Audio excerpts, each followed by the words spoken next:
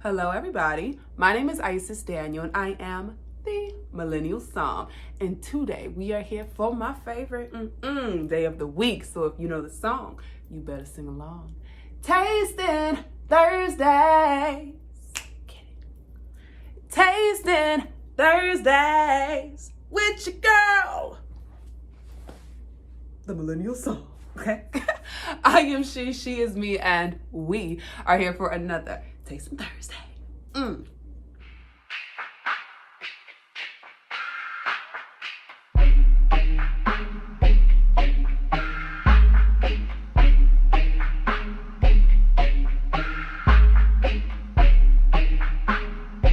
right, so I'm excited today. You guys know, Tasting Thursday. We in here. We about to do this thing, okay? I got my black on, trying to get in the holiday spirit or whatever, okay?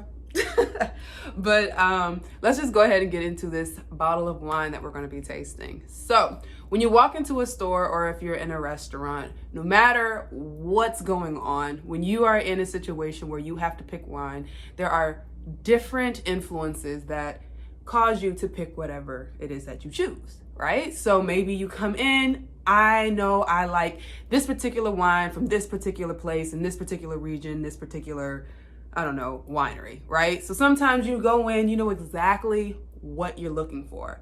Other times you just kind of walk in and then you see a bottle of wine and it has like some cool design on it and you're like, man, I need to purchase that, right? There are so many different things. Maybe I just know that I love Cabernet Sauvignon. So I walk in the store and boom, bam, pow, I'm walking out with a cab, right? So whatever it is that causes you to pick whatever wines, walk in that confidently, as long as you're not, closing yourself off from trying new wines and exploring. I mean, if you know what you like, you know what you like, right? But then there are other times where you will come across a different influence that will make you excited to taste any wine, especially a new one. And today we're going to be tasting a wine that, I'm excited to taste simply because the people who made it are absolutely amazing. Okay. As a wine professional and kind of just being in here, being on social media and interacting with so many different wineries and winemakers and wine professionals and blah, blah, blah, blah, when you meet people who are genuinely awesome individuals and you find out that they make their own wine, you can't help but be excited to taste their wine, because you know there's going to be so much love and time and precision put into every aspect of the wine. So without further ado, let's give it up for Belong Wine Company. Boo, boo, boo, boo. Yes, okay? So Belong Wine Company. Now, this is how I came across this wine. A few weeks ago, maybe a month or so ago, I interviewed Bertus for Happy Hour, my TMS Happy Hour. He is a winemaker down with Tank Garage Winery in California, okay? And, I interviewed him for the Happy Hour. He was absolutely amazing. In the comments, I kept seeing Belong Wine Company, responding and talking and all that jazz. And I was like, wine company, I need to get in contact with them. Whole time, it's Bertus and his wife's company, okay? So I felt like that was absolutely cool, that this guy who is absolutely awesome, he's making wine for all these different, companies, with specifically Tank Winery, but that he and his wife actually have their own little side project, little passion project, which you guys know I'm all for the passion, where they are making wines. And literally this wine is made out of love, inspired by both of them. So shout out to Bertus and Ali, who we're going to be having on Happy Hour tonight at 6 o'clock. We changed the time because of the presidential debate. So I just want to give you guys a heads up. Happy Hour will be at 6 o'clock. And we're going to be talking about, Belong Wine Company and all the love and the passion behind it. And also, what is it like to have like a whole business with your wife and husband? Sounds scary, but when you talk to them, you're going to be so sick of how cute they are. It's ridiculous. But let's go ahead and get into this wine. So, cool thing about them, I love the design. I love everything about that. Like, the artwork is absolutely awesome. Gives you a nice, overview of everything that you need to know about this wine, El Dorado Country. We're going to be doing 2008. Actually says more information. It's a little hard to see, but it gives you great detail about everything you need to know about this wine. So it is aged in a neutral oak, so we're not going to really get we shouldn't get overpowering notes of any type of oak treatment, right?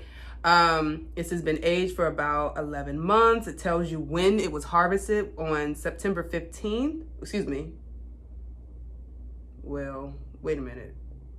I feel like this might be backwards. I believe this is harvested on September 29th, 2015. Okay, they like switch the dates on me. You know, I'm American. We don't do it. Anyway, and then also even a little bit more information about the whole cluster. So it was harvested 75% whole clusters. So that, I think, is just really awesome. All the information that you have on the bottle. We're going to be having a little of the Mourvedre. Okay.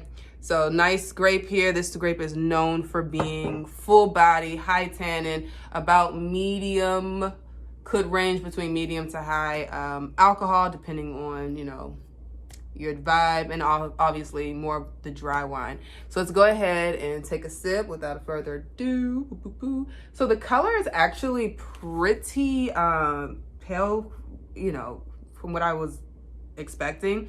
More like a pale ruby. Definitely can see through it. Interesting. Open that bad boy up. What are we smelling? What are we getting?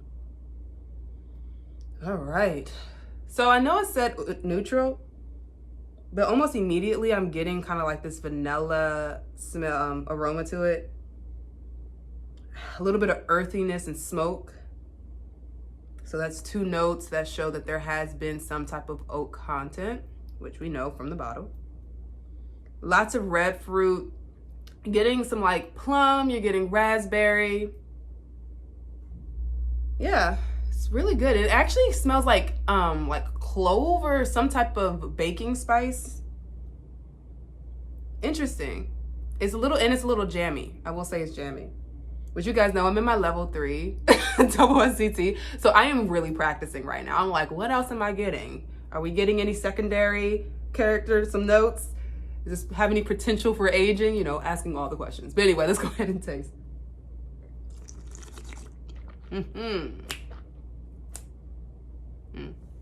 Okay. Interesting. All right. Okay. Let me gather myself. So the body, this wine isn't really full body. I would definitely say this is more of like a medium bodied red. The tannins are actually pretty mellow, not very grippy at all. In case you're trying to feel the tannin, something I just learned, when you drink your wine, kind of just swish it around the roof of your mouth and just see kind of how the absorption is. And it's really not gripping. I feel a little bit there. So I'm going to say about medium minus tannin. If you said medium, totally understand that. And then also the acidity isn't as bright as I would, as I thought it was going to be.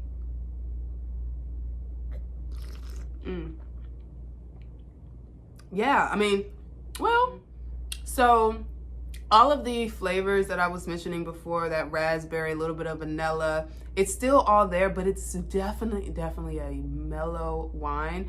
I think that this is an easy drinking wine. I honestly feel like it's perfect for fall time because it's not super aggressive, but in like a really great way. Yeah. Okay. I see you, Burtis. But yeah, it's super easy drinking, very light. Doesn't have like that acidity that makes it kind of like it's not that super refreshing acidity, but it does complement it enough to make it just easy going. So this is just like a mellow, easy to drink red.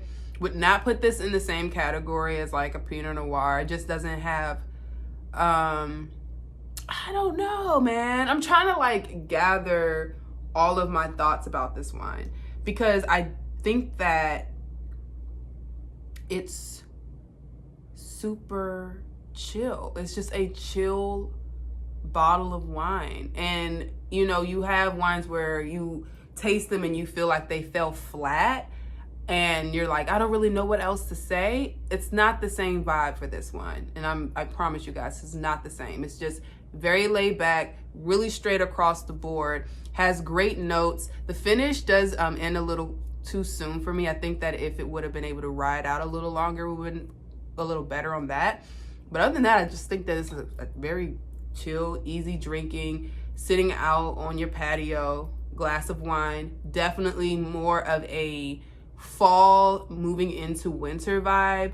And the reason why I say that is just that acidity is not that, it's not crisp enough. It doesn't give you that brightness that you would get or that you would prefer for any type of like spring, summer vibes, but it's good. So shout out to y'all. Thank you so much, Bertus. I actually really enjoy this one and I can't wait to taste the rosé. I think it's going to be interesting. I thought the tannins were going to be a little higher on this, but it honestly doesn't need it. I just got to say, because y'all know I'm honest about my vibe. I love me some tannin with my red wines, but if you aren't someone who likes tannin, who likes red wines that are super aggressive in your face, this actually might be exactly what you're looking for. So you can go and check out their website. I believe it's, I'm gonna write it down here just to be sure, but belongwine.com. Okay? I'll write it down there just in case I'm wrong. But make sure that you guys tune in tonight at 6 o'clock. 6 o'clock, okay? We're gonna have Ali and Bertus on tonight, and we're gonna be tasting some more wine, so you do not want to miss it, okay? I will see you tonight, Instagram Live, at the Millennial Somm, 6 o'clock, okay? I'll see you guys later.